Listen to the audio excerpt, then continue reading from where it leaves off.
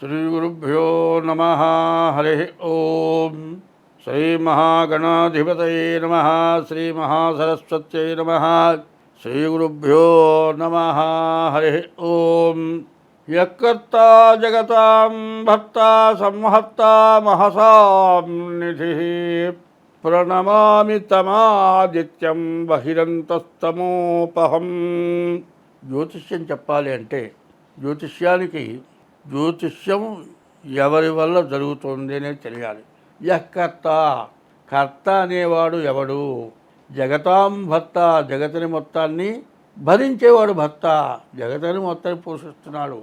యకర్త జగతాం భర్త. సంహర్త, అందరినీ సంరక్షించేవాడు సంహర్త.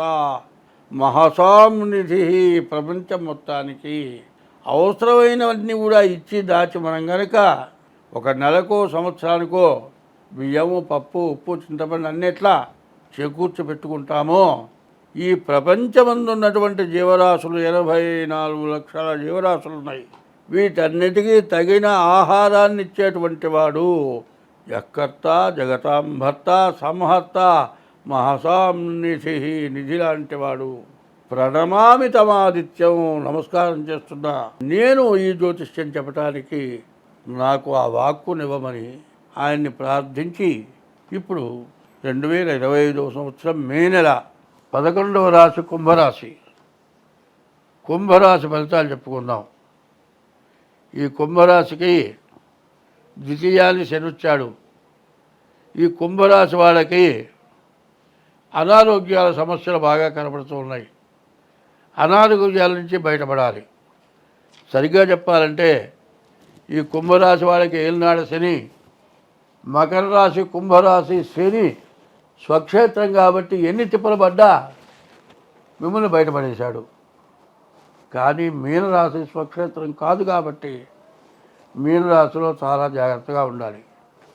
ఈ రాశి వాళ్ళకి ముందు మీ డేట్ ఆఫ్ బర్త్ ద్వారా జాతకం అవసరం చూపించుకోవటం, తర్వాత ఏ దోషాలున్నా ఆ దోషాలకి తగినటువంటి పూజలు చేసుకోవటం అవసరం.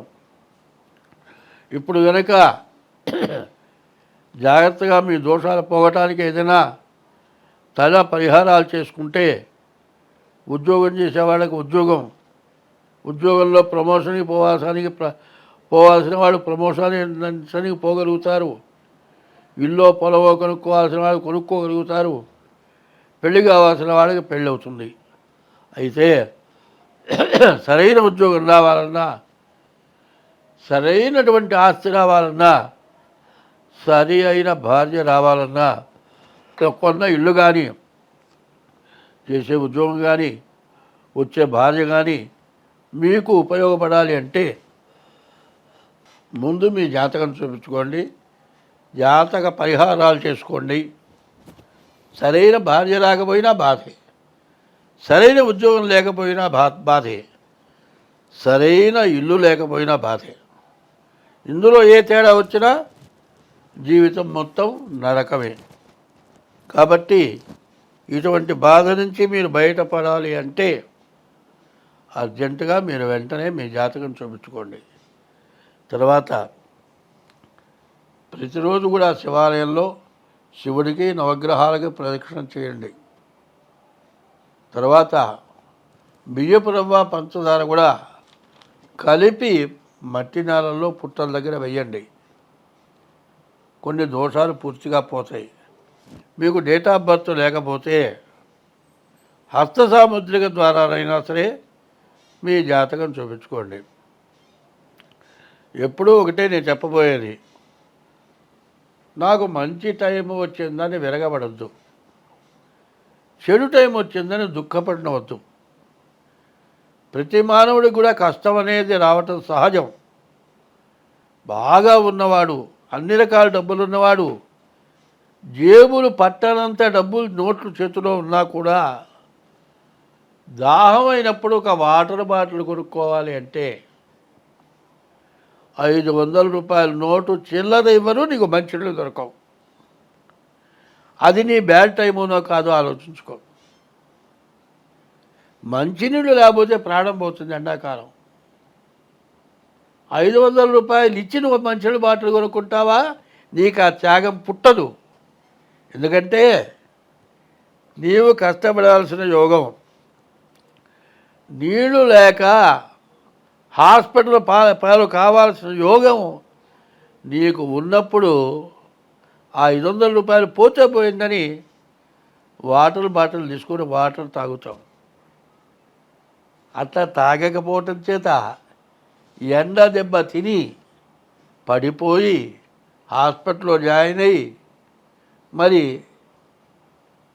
సిలైన్ పెట్టి ఎన్నో మందులు ఇచ్చి వారం రోజులు హాస్పిటల్ పాలై ₹1,00,000 ఖర్చు అయితే కానీ నువ్వు బయటపడవు. నీ బ్యాడ్ టైంలో ₹500 కాగితం పారేసి మంచినీళ్ళు తాగితే నీకే కర్మ పట్టదు మాత్రం. అంటే నేను ఇట్లా తిడుతున్నానో అనవసరంగా మాట్లాడుతున్నానో అని మాత్రం భావించొద్దు. నా వయసును బట్టి జరుగుతున్న బాధల్ని బట్టి ఒక్కో టైంలో ఈ 500 ఇస్తే ఎట్లాగురా అని బాధ కలుగుతుంది. ఒకప్పుడు నా జేబులో 3,000 ఉన్నాయి. ఒక మనిషికి 104 షుగర్ వచ్చింది, కోమాలో పోయింది. వెంటనే ట్రీట్మెంట్ జరగకపోతే ఆ మనిషి చచ్చిపోతుంది. ఆ మనిషి భర్త నేను ఒక నాటకం చూస్తున్నాం, కబురు వచ్చింది. వాడు చాలా బీదవాడు, కష్టపడి బతికేవాడు, జేబులో డబ్బులు లేవు. అప్పుడప్పుడు ఒక డాక్టర్ దగ్గర తీసుకెళ్ళాం, ఏదో ట్రీట్మెంట్ చేశాడు, మరి అంబులెన్స్లో పెట్టాడు, సిలిండర్ ఎక్కిచ్చాడు, గ్యాస్ పెట్టాడు, మరి డాక్టర్ని ఎక్కిచ్చాడు. ఆ 3,000 తీసుకున్నాడు, ఖర్చు పెట్టాడు, ఒక పెద్ద హాస్పిటల్ పంపించాడు. అంతకు మించి ఆయన ట్రీట్మెంట్ చేయలేక అక్కడికి పంపించాడు.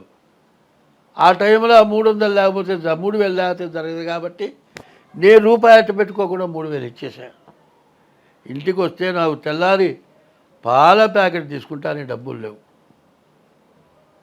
నాకు లేకపోతే ఎట్లాగని మొండి పడి ఉంటే ఆ డబ్బులు నా జేబులో వేసుకుని ఉంటే ఆ మనిషి ప్రాణం పోతే ఆ పాపం నాకు చుట్టుకుండేది. కానీ అది చేసిన ఆనందం ఇంత అంత కాదు. అట్లాగే నీకు కష్టం వచ్చినప్పుడు బయటవాడికైనా అట్లాంటి పని చెయ్యి. రూపాయి వాడి దగ్గర లేదు, మంచుడు దాటాలు లేదు, ఓ బాటిల్ కొనిపెట్టు.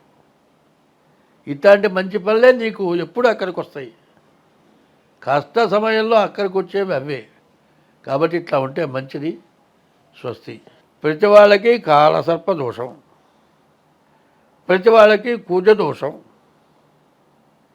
ఇది దేనికి వస్తుంది?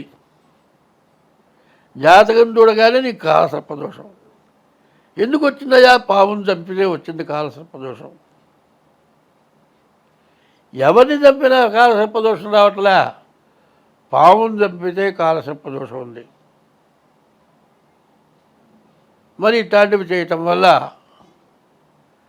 పావుని చంపితే 7 జన్మాలు, 7 14 జన్మాలు కాలసర్పదోషం వస్తుంది.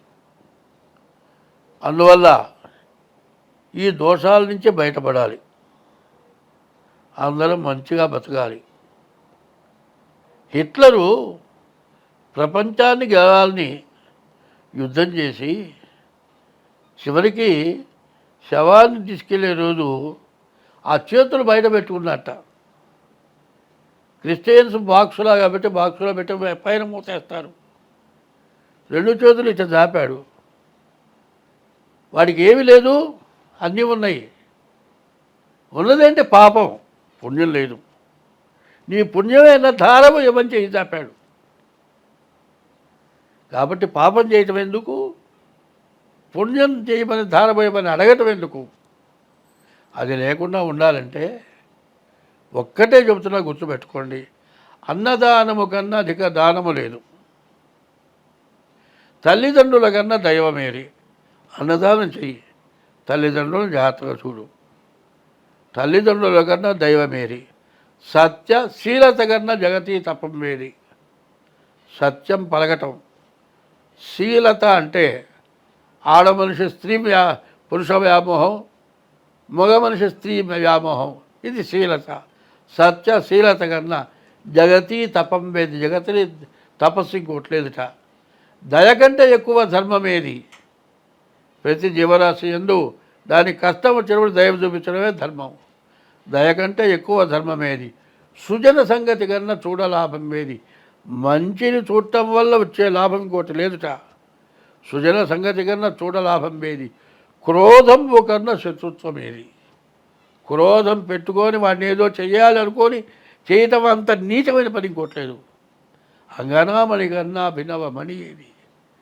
ఆడ మనిషిని మించిన మణి ఇంకొకటి లేదుట. అందువల్ల నీ భార్యను భార్యగా చూడు, చెల్లెలు చెల్లెలుగా చూడు, పర స్త్రీని తల్లిగానో చెల్లెలుగా చూడు.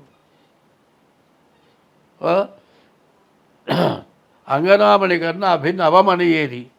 రుణము కంటేను నరునకు రోగం ఏది. అప్పుంటే ఆ రోగాన్ని మించిన రోగం లేదు. రుణము కంటేను నరునకు రోగం ఏది. ధరణి అపకీర్తి కంటేను నరకం ఏది.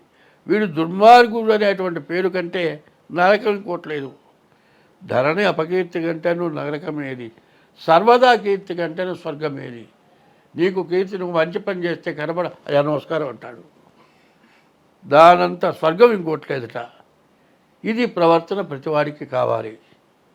జ్యోతిష్యం కానీ దేవతా పూజలు కానీ వీటన్నిటికంటే తల్లి తండ్రి గురువు దైవం ఇవి సక్రమంగా ఉంటే భార్యకి భర్త దైవం, భర్తకి భార్య దైవం. ఈ రకమైన ప్రవర్తన ఎవరికైతే ఉంటుందో వాళ్ళకి ఎప్పుడు ఎటువంటి కష్టము రాదు, నష్టము రాదు.